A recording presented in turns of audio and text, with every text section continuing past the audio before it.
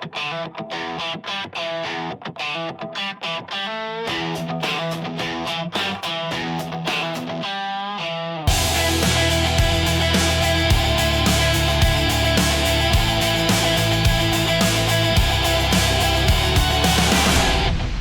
to the All Access Entertainment Podcast. I am your host, Joseph Bruen, and this week we have a very special guest, fellow ring announcer, the beautiful Julie Cutler. Welcome to the show. Thank you. You. What an introduction. Thank you so much, Joe. I'm excited to be here. Absolutely. It's great to pick the mind of a fellow ring announcer. Obviously, I was a ring announcer for 10 years, so it's always nice to Oh, talk wow. to another ring announcer. So this is great. Absolutely. I always love, even now, just like any opportunity that I have to work with any other ring announcers or pick, like you said, pick minds. There's a couple that I've had the pleasure of working alongside in the past in varying capacities. And it's always just like interesting to see how other people go about things and how other people do things. So I always have a lot of fun with that as well. Yeah, without a doubt. And, let's kind of rewind all the way to the beginning. Growing up as a kid, when did you first discover pro wrestling?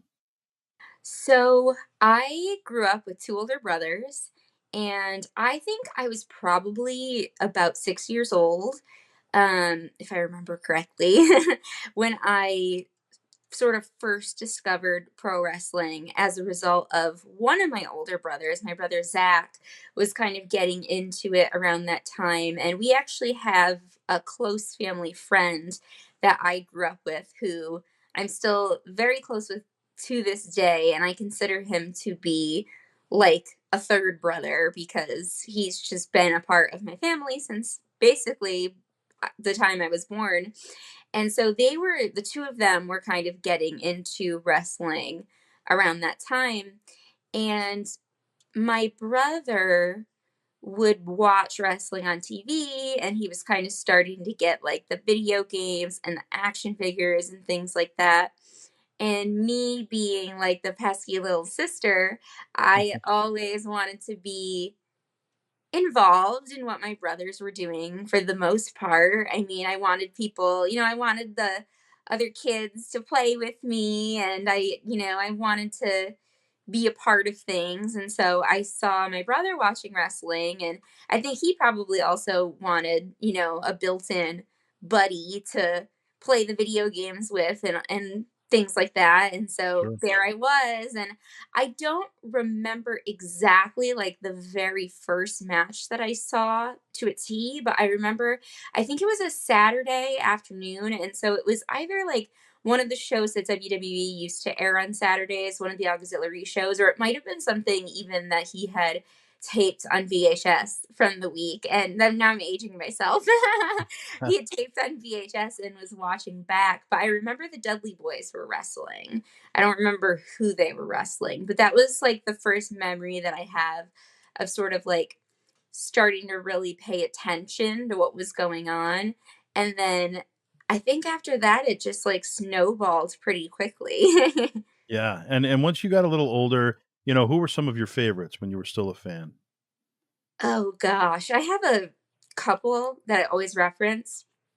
But Chris Jericho is actually one of my favorites for a very long time. And I think part of the reason for that is just because I think he does a really incredible job of reinventing himself.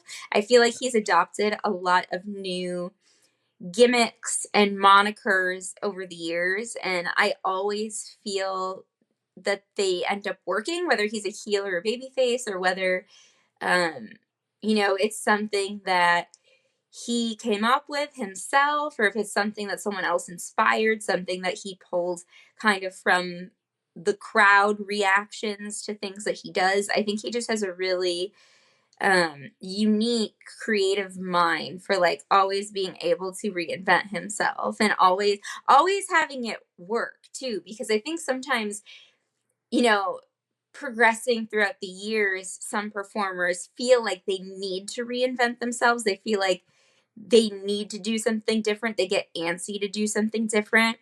And so sometimes it's like kind of forced. You can feel like it's kind of forced when someone adopts a new look or a new gimmick or whatever it may be. But I never get that feeling with him that it's like he's forcing himself to No. try to be something. I feel like he just continuously evolves in a way that feels funny and authentic. Another person that I always reference is Dustin Rhodes, Goldust. I think Goldust was such an underrated character in WWE, especially for the time frame. I feel like it was a very cutting edge character for its time. And I feel like had you given that character to the wrong person, it's just so specific that I feel like the wrong person, if they weren't committed to the bit, it easily could have flopped. But with the way that he executed it and sort of committed himself 110%, it ended up being something very unique. And I have the very strong belief that Goldust should have been a world champion. And I'm very disappointed that he was not. But maybe there's still hope. Who knows? Right, he could have it on his, retirement tour or something and, you know Exactly, yeah. exactly. But those are a couple that I always reference. I mean, there's so many from when I grew up. Like I grew up on like The Rock and Stone Cold Steve Austin. Kurt Angle is another huge one for me. Amazing technical wrestler, probably one of the best technical wrestlers of all time, but also someone that really understood like the character piece of his work and wasn't afraid to be silly and make himself look silly as a juxtaposition to the very strong technical wrestling aspect that he had. Yeah, with Kurt Angle obviously coming from the technical background, the Olympics, but he didn't have any experience with pro wrestling at all, and he No, is one who in the just morning. he transitioned so easily, I feel like. He just came in and he got it and he delivered and, the crowd was behind him and he was always just on top. He was always one step ahead of everybody else, I feel. I agree with that. And I will say as well, he is the only reason that I drank milk as a small child. I remember because I was like I don't ever remember being like big into drinking milk, but I feel like he made that cool. And Yeah, so I remember just like smashing glasses watching right? Kurt Angle on TV. But yeah, Inspiration for milk. yeah, he was definitely another big highlight of like when I was a kid because that was also I started watching probably a little bit before like the invasion Okay. era. And so I feel like he was a huge part of that, like leading what was previously the WWF to success Yeah, through much of that era before he turned heel, which was absolutely. crazy at that point in time. Yeah, That was like unfathomable for little 6-year-old Julie. right. Kurt Kurt Angle's another one who could do it on both sides, the baby face, the heel, and he just played it up, fantastic. When it comes to basically I guess the acting aspect of it, um, how do you feel the transition is from going from like, a fan in the crowd to all of a sudden you're in the business, you find the way, you find the right path. Everybody has a different path, but you get there. What is that experience like for you? You came in as a fan. I feel like it felt very natural to me because I remember when I graduated from college, that was about the time where, I started working full time and I finally had like a lot of disposable income where I could I could travel and attend wrestling events kind of like as I pleased. And I remember going to a lot of them with my brother, and I felt like I always wanted to be, like, as close to the ring, like, as close to the action as possible or, like, at the meet and greets, like, I just felt so much like I wanted to be close to everything that was happening. Like I didn't want to go up to someone and just be like, "Hey, I'm a big fan," and take a picture. Like I wanted to have like real interactions with people, real conversations with people that meant something more than just like, "I love watching you on TV." And Right. so I remember like going to events with my brother, and I remember we sat pretty close at a couple of different events, and just like that adrenaline rush of feeling like you were up close and personal to everything that was happening was like something that I couldn't explain. And I remember we went to a WWE event actually. It was one of their live events that was like kind of close to where I live. And we got front row seats because the tickets at that time were pretty inexpensive for a non-televised event. And I just loved being right there so Yeah. much. And I remember like I loved being able to actually have interactions with the performers and like talk to, yell at them like while they're standing on the ring apron or while they're in the ring or whatever, and they could actually hear you and respond. And I just remember like I loved that experience, but even so, I was like, this isn't enough. I was like, I need to be, I just had this feeling of like wanting to be a part of it. And then once I sat in the first row, it was like nothing else would, match that experience. And so I kind of felt like being on the other side of it. It just kind of felt like this is where I'm supposed to be. And I'll Right. never forget like stepping in a wrestling ring for the first time. I Yeah. was What just was that experience like? It was, one of the very first show that I did actually down in Altamont Springs, Florida. So at that point, I had been doing wrestling podcasting for a little bit, which actually kind of happened on accident. Part of me, and like my emergence in the wrestling business, I feel like actually happened on accident, because I wasn't really I I wanted to I had this, like, yearning to be close to it, but, like, I don't think I really knew how Right. at that point in time, and so I started doing podcasting. Someone had asked me to do a wrestling podcast, and I agreed to do it just for fun. Um, All right. So yeah, once you got into the ring for the very first time, what was that experience like? So the first time that I ever got into the ring, it was the first independent show that I ever did. I was doing like backstage interviewing, and it was in Altamont Springs, Florida. It was for a promotion called Pro Wrestling Action.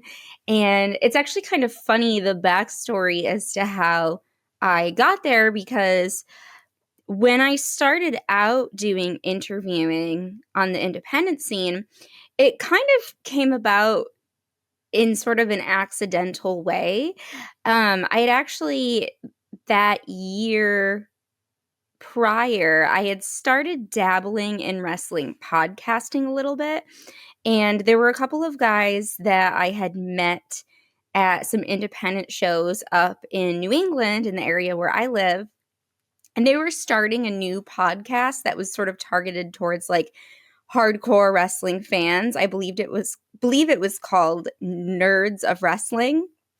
Excuse me. And so they asked me if I wanted to be a guest. And at that point in my life, I had gone through kind of a lot of major life changes.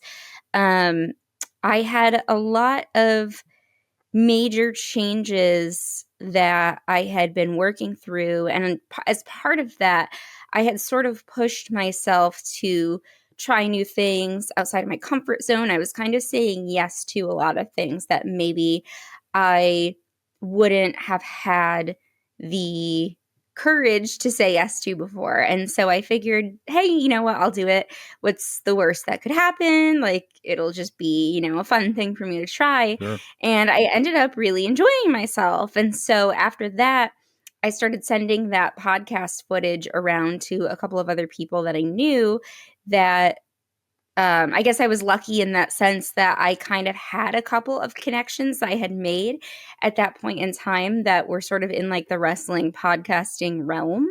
So I shared that footage with them, and I started getting a little bit more traction.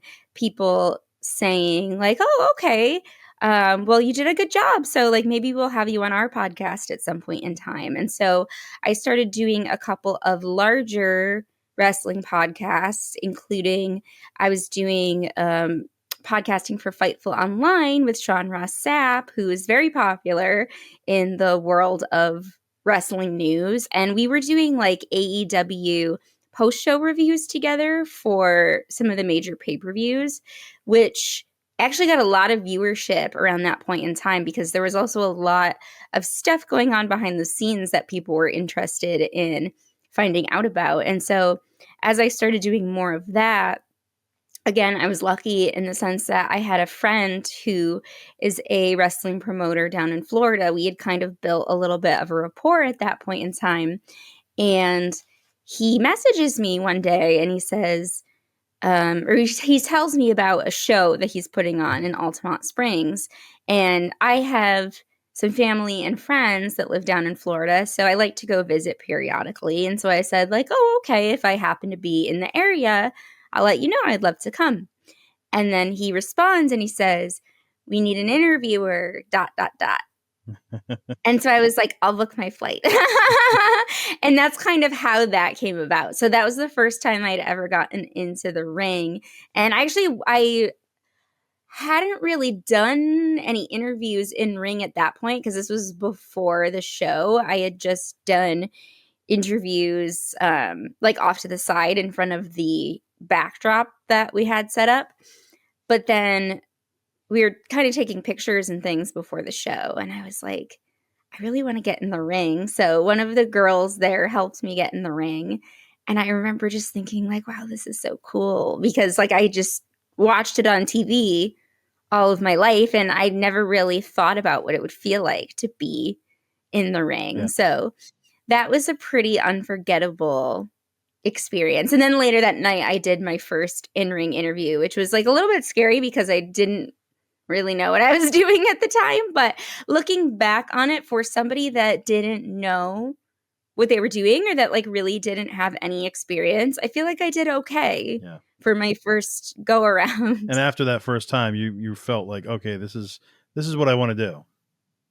Yes. Well, at that point, like I had been doing more of the podcasting with Fightful, which was really cool because, like I said, at that point, they were getting a lot of viewership. Like I remember the very first time, actually, this was technically the second time I had done a Fightful podcast. The first time I did a prediction show for WWE Backlash with Sean that year.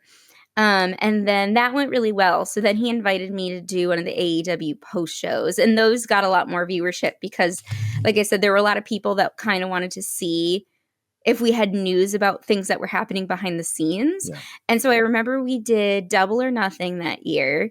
And we stayed up pretty late streaming. And then when I woke up like later the next morning, I looked on YouTube just out of curiosity, and the video already had like 35,000 views on it.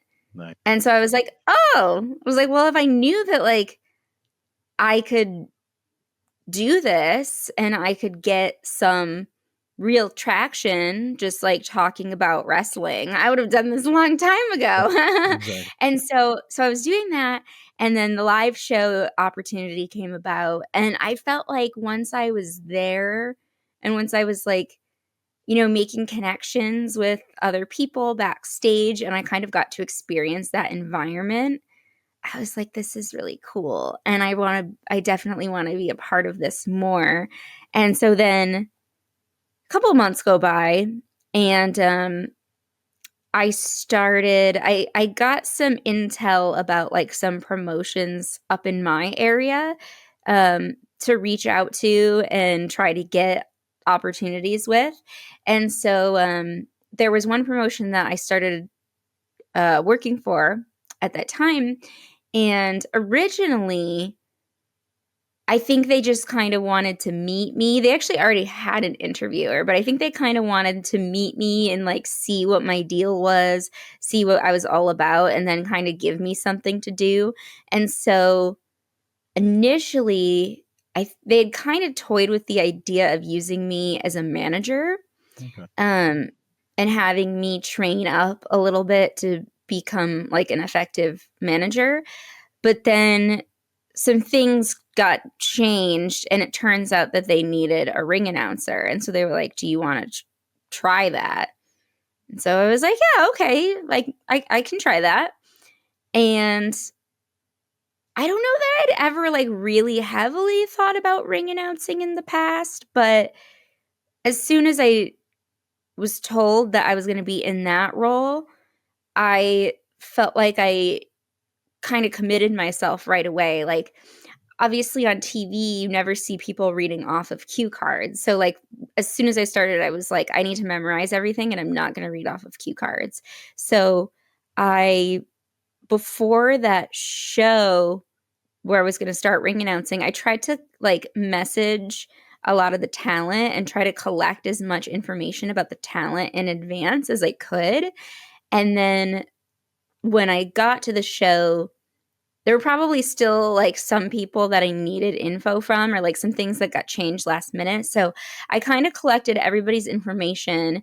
And then I remember like right before I went through the curtain, I was questioning myself and I was like, am I going to remember everything? Like, am I going to be able to do this? And then the promoter or the producer at the time was like, Julie, like, just go do it. So I was like, okay, here goes nothing. And then I walked through the curtain and I did my first match and I remembered everything. And I was like, oh, okay, I did it. Yep. And then, you know, I had time in between the matches to go back and look at my notes so that I had time to kind of refresh my memory who I was announcing next. And I made it through that first show and I don't think I really forgot anything that first show because like I said, I had time to look at my notes, which was helpful.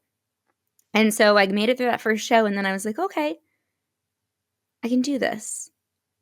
And that's how that was born. As far as your style of ring announcing, which I've seen videos of, I haven't seen you in person yet doing your thing.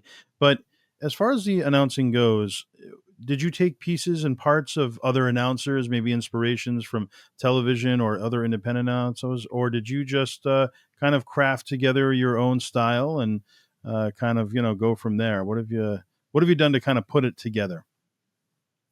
I think a little bit of both. Okay, When I first started, I would say my biggest inspiration was Lillian Garcia.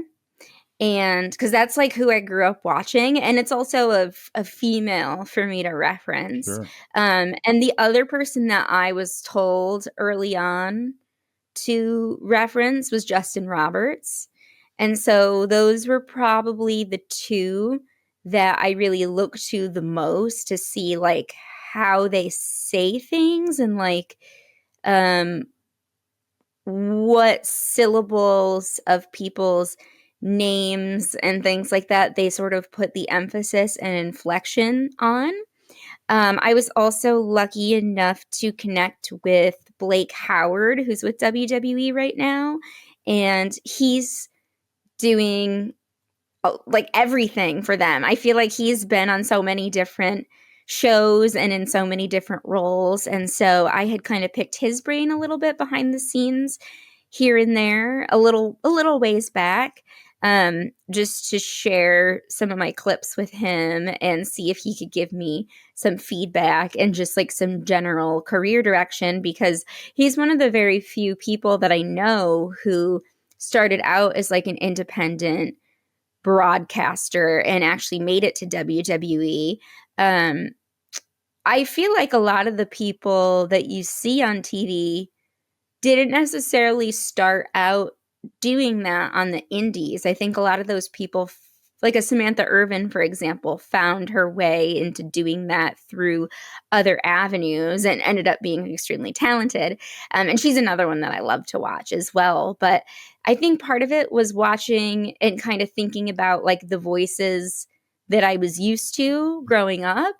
And then as I perform more, making it my own in the sense of like how I interact with talent in the ring and my interaction and connection with the crowd as well, very much making that my own thing and feeling that that's coming from a very genuine place that is representative of me and sort of the brand that I'm building. Yeah. And it's fascinating kind of hearing how, your story, how it just kind of comes together. It kind of falls in your lap, and that happens with a lot of people. They don't they want to be in the business, they just don't know what aspect of it, and sometimes a door opens and, all right, I'll give it a try, and that's exactly what happened to you. Same thing for me. I was doing a Cox Cable wrestling show, and I would bring the camera to shows and do backstage interviews and different things like that, and I'm just there filming the show, and the ring announcer didn't show up. Something happened with transportation. So they said, Joe, would you like to ring announce tonight? Because I was already doing that style of, interviewing and stuff like that. And, I always had a passion for it, but never knew how to channel that and how to go about it. So when they asked me, I was like, yo, my gosh, let's do it. I mean, I Let's do just kind of dove right it. into it like you did. And then I find out that the ring announcer who couldn't make it was also the sound person. So no microphone, no sound equipment. So luckily it was a small venue and I could kind of project my voice, but you just don't know how it's going to start. And then I had a love for it even more, once I started doing it. And like I said, went 10 years with that, and just a true passion for announcing. And I love how it just kind of, happens out of nowhere for some people. It's great. Yes, and I feel like that's how it sounds very cliché, but I feel like that's how a lot of the best things in life happen. And also, quick side note, I can tell just by your speaking voice that you have a killer announcing voice. Some people you can kind of tell because like they're very articulate in the way that they enunciate things and in the way that they Well, speak. thank you. So you very much give that impression even just in your speaking voice. But yeah, I mean, I think it's it's truly serendipitous because I remember growing up imagining and sort of daydreaming for a long time, even into early adulthood, honestly, like at different points in time, what it would be like to be involved in wrestling and sort of like how I saw myself if I were to be involved in wrestling. But like, I didn't really have a realistic idea of how to make that happen, especially because there aren't really any wrestling schools or anything like that that are super close to where I live. There's some that are probably like within a couple of hours of driving distance, but like I didn't know that when I was younger.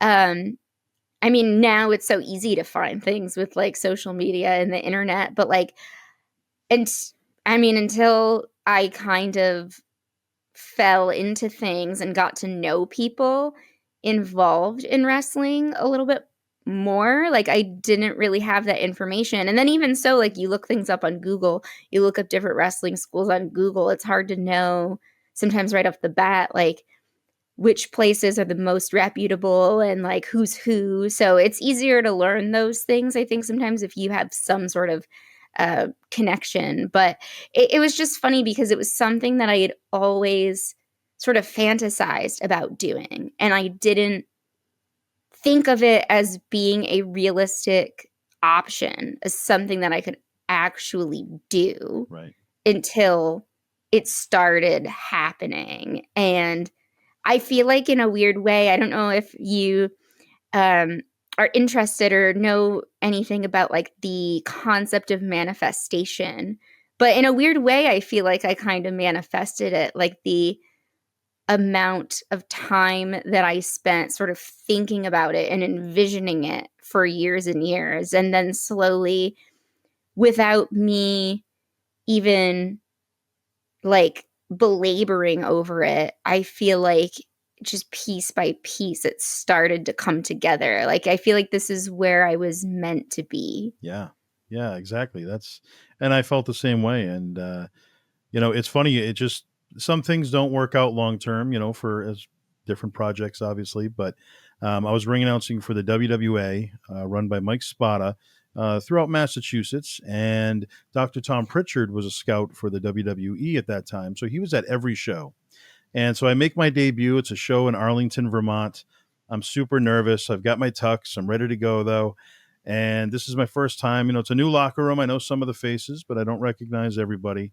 and they just keep, putting it on me. Dr. Tom's watching, just so you know, Dr. Tom's watching. I'm like, okay.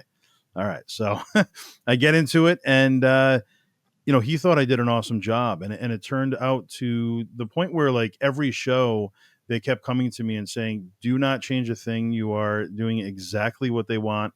They're looking for a full-time announcer right now." And you get so excited, and it makes you want to do better. So you're doing that, and then I got to the point where they're like, "Hey, listen, like, Dr. Chom is pretty much going to get a tryout ready for you."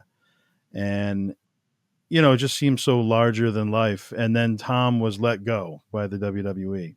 Oh, And right when that no. happened, they hired Justin Roberts, and he was going to replace him. So Ah. it worked out. I mean, Justin did a great job.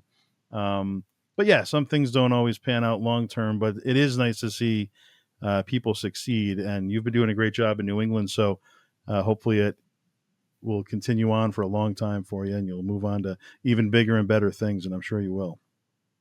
Thank you, and I appreciate you saying that, and it's actually really funny that you bring up the Dr. Tom story because he was actually at the second show that I had ever ring announced Oh, at. wow. Um, it was up in Concord, New Hampshire. We were actually doing like a training camp with him that weekend. So the show was on Friday night. The show we did was on Friday night. He came to the show, flew in like just before the show. Someone picked him up from the airport. And then he was there for like a training camp Saturday and Sunday, which at that point I attended. I wasn't obviously not like a trained in-ring talent, but there was like a promo aspect, an interview aspect to the camp as well. And so, even though I wasn't an experienced in ring talent like the rest of the gang, they did let me come and attend for like the talking aspect of Sure. things, which was really cool. And so he was there. This was the second show that I had ever done. And I remember like picking his brain backstage, and he is such a nice guy. Like he's so down to earth. Really And is. obviously I was very, very new at that point. So I feel that I've probably grown a lot since then. But at that point I was asking, like, how do you think I did? Like, what's your, asking him for any feedback. And he was very kind, and he was like, like you have like good looking gear, like you have the look, like you have a presentation about you.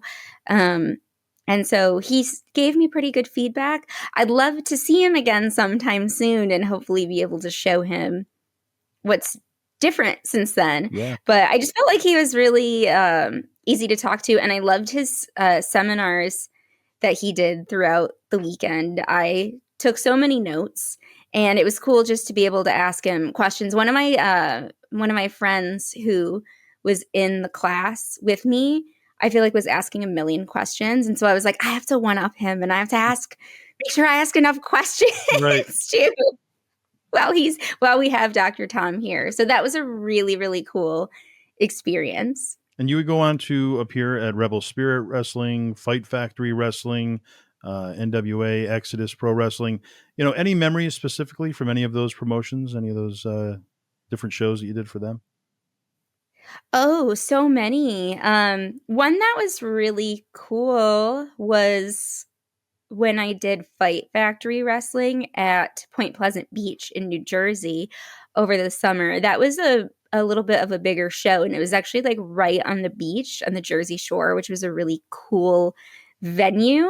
And one of the people that I was announcing for was Gangrel, and I know he's heavily involved. He's one of the head. I think he is the head trainer at the CCW training facility down in South Florida. And I've actually performed for CCW as well. And I was chatting with him about that a little bit and just chit-chatting with him before the show. And it was such a wild experience because like he was someone that I grew up watching. And I remember like when I first started watching wrestling, one of the very first video games that I played was SmackDown 2 for PlayStation. Yep. Like I think the first SmackDown game and the second SmackDown game. They hadn't even come out with the third SmackDown game yet. So we were still kind of playing 1 and 2. And I remember on SmackDown 2, when you like go to select a wrestler, they had their render was like an actual photo of them as opposed to like just showing the character in the game. And anytime I saw his render on SmackDown 2, I thought he was so scary.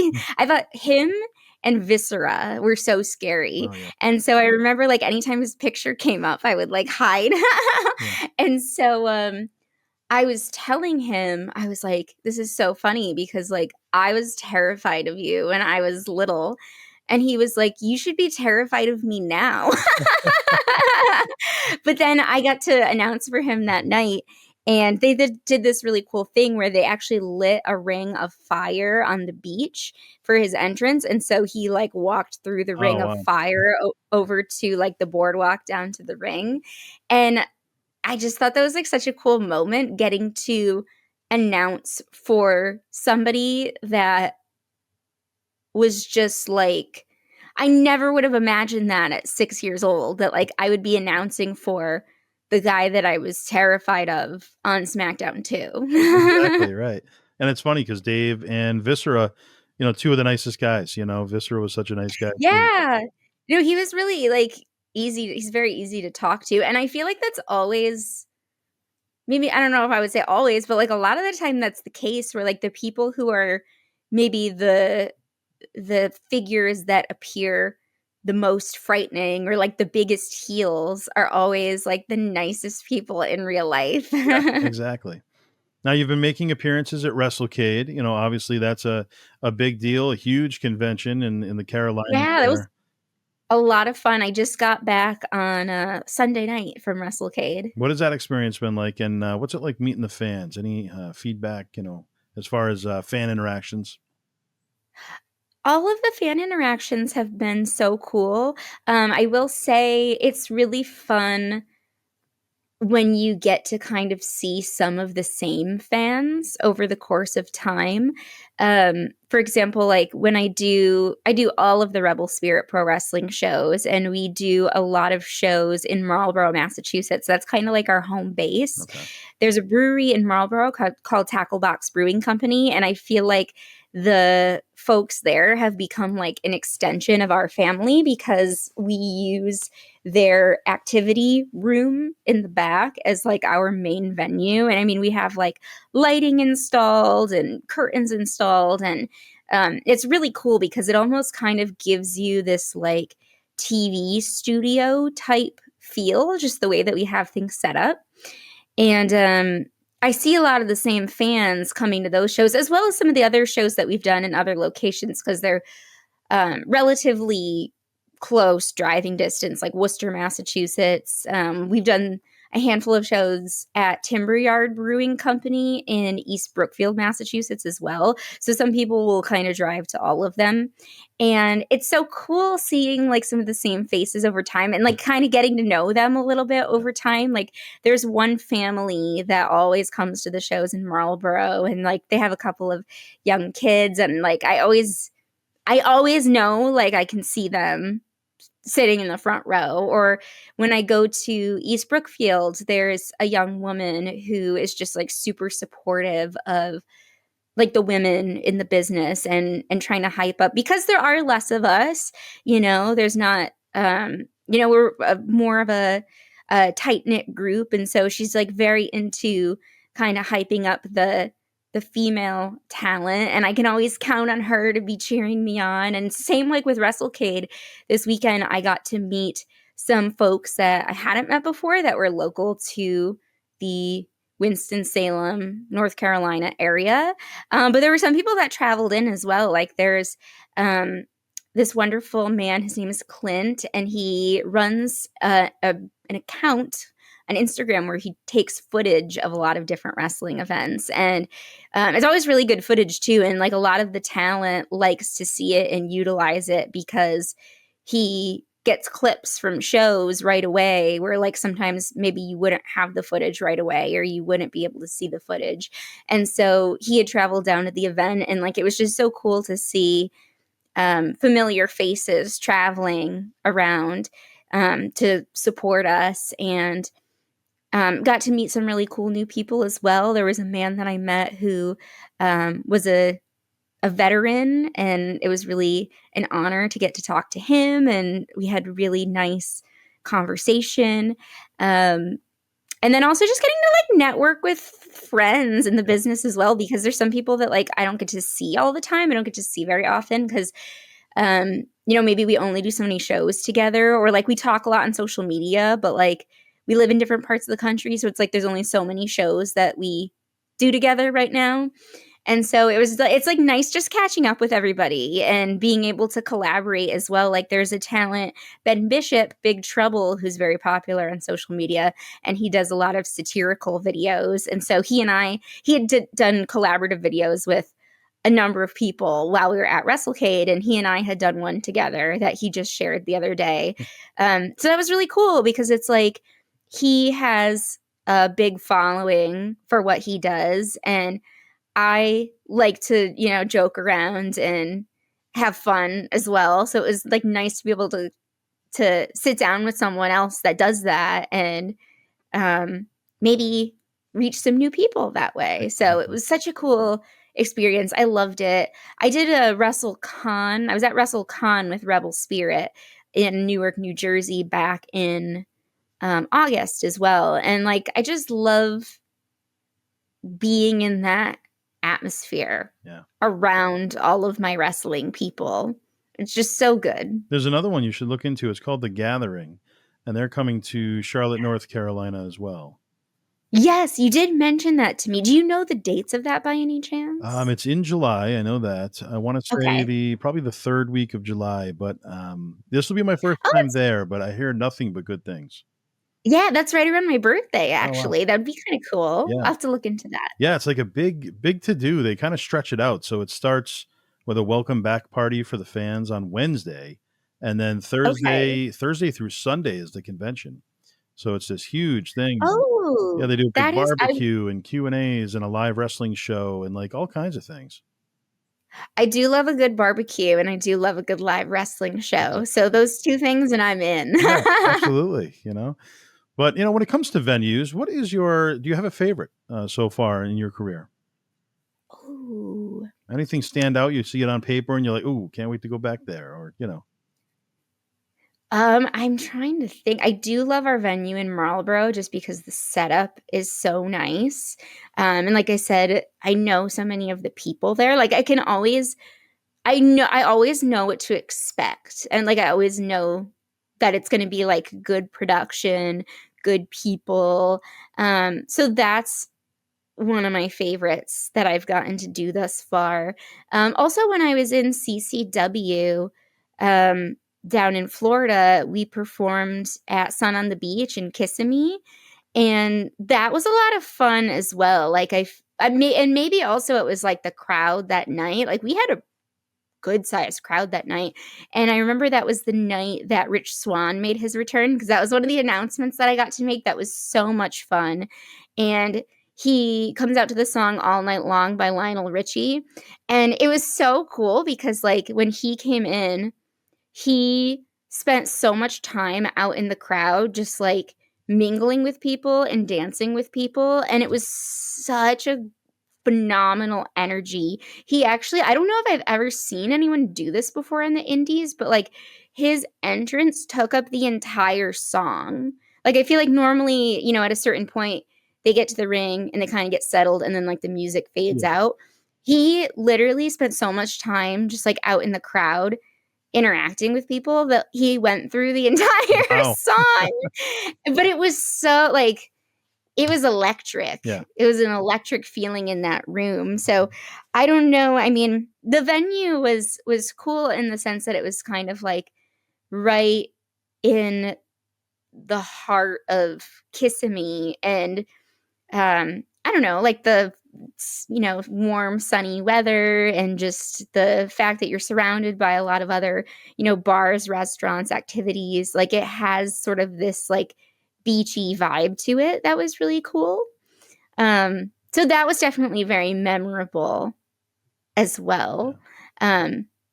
I think sometimes it's like less so the venue specifically and more so I guess like the production value of like how the promotion sets up and just like the crowd The itself. vibe, yeah. If the Yeah, if the crowd is hot and if there's, a good turnout and you feel like it's going to be a good night, it's usually a good night. Yeah, if they're into it, you're into it, Yeah. Exactly. Now you've been doing a lot of merch drops. There's merchandise coming out for you. Let's hear Yes. about it. How can fans follow you first and foremost, and how can fans purchase that merch? So I just dropped new t-shirts the other day on Pro Wrestling Tees. If you go on Pro Wrestling Tees and you search for Julie Cutler, you can find it there. Or if you follow me on my Instagram, that's kind of the best place to find me at the Crown Jewels. Crown is with an E at the end. I always tell people it's the old English spelling. That's just how we roll here. The Crown Jewels with an E.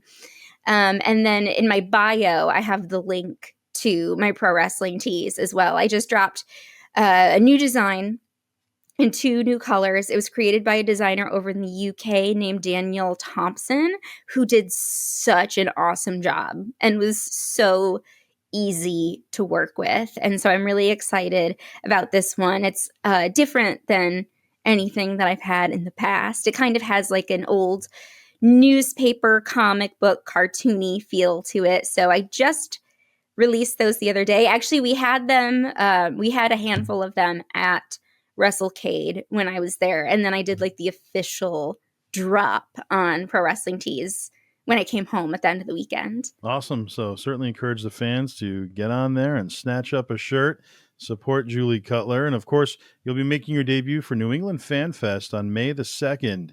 So Seekonk, Yes. Massachusetts, another new venture for you. You'll be our newest correspondent there, and we'll have lots of fans from different areas come to that event. We have lots of wrestlers coming together, so it'll be a nice event for you to debut at for sure, and be able to, rub elbows with some new faces, maybe make some new contacts. Absolutely. I'm so excited. And again, thank you so much for having me. And it's funny because we had talked about doing FanFest. We had locked in for FanFest a while back. And now I'm looking at my calendar and it's like, oh my God, we're a month out from 2026. So I remember you had mentioned that it's going to come up very quickly. Yeah. And lo and behold, it's coming up very quickly. So you'll definitely be able to see, for those of you who are watching, you'll definitely be able to see more about New England Fan Fest on my page as well. As it gets closer, I'm going to be sharing more information about that event and just kind of talking shop a little bit. So very excited to be there. I have some friends that are going to be there. And like you said, I'm sure I'm going to meet some new faces as well, or see some folks that maybe I haven't seen in a little while, which Yeah. is always a good time. Exactly. It's a nice little reunion, and like you said, a great place to meet new people as well within the industry. So looking forward to having you be a part of that. That's going to be a special time. Speaking Thank of special you. times, let's talk about the John Cena retirement. He's wrapping things up. Who do you think, if anybody in the current roster, is going to be that next John Cena? Do you think there's anybody there now that's going to be that next breakout star? Or do you think maybe there'll just be Ooh. somebody from NXT or somebody that hasn't come yet? That's a great question because I don't know to say like the next John Cena. Right. It's hard to say. Like, I don't know if anyone can fill that role specifically.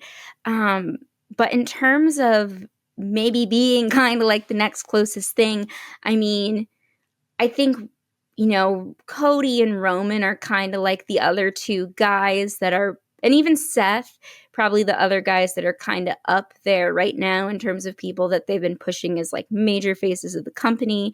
I think Braun Breaker has a very good chance of kind of growing into that role more. I think something that makes John Cena so special is not only him as a wrestler, but his philanthropy as well, and the way that he connects with people in the real world, the way that he grants all of these make-a-wishes, and the way that like some people that I know that know him like always reference him as being like super responsive to like their text messages and things like that, even though he's probably like one of the busiest people with everything that he does for WWE and in Hollywood and commercials. I hear him in like every car commercial now. And the Make-A-Wish stuff that he does, like he's probably one of the busiest people, but it seems like he's the type of person that always makes time for others, and who like doesn't think that he's above other people, or doesn't think that he's too good for other people, despite all of his accomplishments and despite everything that he has, is still very giving and connects with people. So I think whoever fills his role, it's going to be very important that they're not just a superstar in the ring and on posters and, in the media relating to promoting events, but also just being a good person and carrying those values all the way to the top. So whoever can do that, I don't know if I have a specific person in mind. Like I mentioned, I think Braun Breaker is definitely someone that they could build up quite a bit in terms of being like kind of the next top guy. But I think time will tell. Yeah. Time will tell, because, John Cena, the way that he started out also isn't like the John Cena that he became. So I feel like it very well could be someone who maybe presents as a certain way right now, but at some point could undergo some type of change that elevates them to the next level. Exactly. You just never know. Now, when it comes to, favorite moment so far, now you're still relatively new to the ring announcing game, but you've already accomplished so much. You have a great body of work so far. What would you say if you had to pick one? Is there one like specific moment that stands out? Your favorite moment in the industry thus far, whether in or out of the ring? Yes, actually. So last fall, I did an event for Big Time Wrestling in Worcester, Massachusetts. And that was actually one of the last events where Sting had appeared in front of the crowd, addressed the crowd like in full gimmick. And so I was doing like backstage interviewing there. One of the producers, had pulled me in to be a part of that event, which I was very grateful for. And I was hanging out backstage and I was like, I didn't think I was going to be interviewing Sting, because I kind of had a list of people that I was going to be interviewing for some of the matches. But I was hanging out backstage and I was like, I have to talk to him. I was like, I have to mingle with him somehow. Like, I can't be here at the same time as Sting and like not make the most of that opportunity. So once he came backstage from doing his thing, addressing the crowd, I kind of, gave him a moment to, collect himself.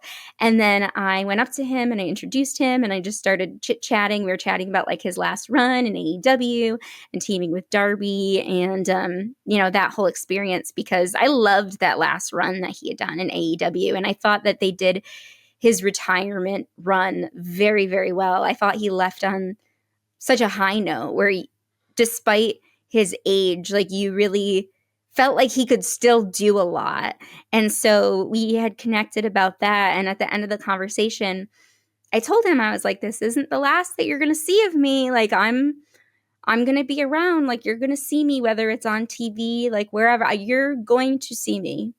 And he was like, I think I will. I know I will.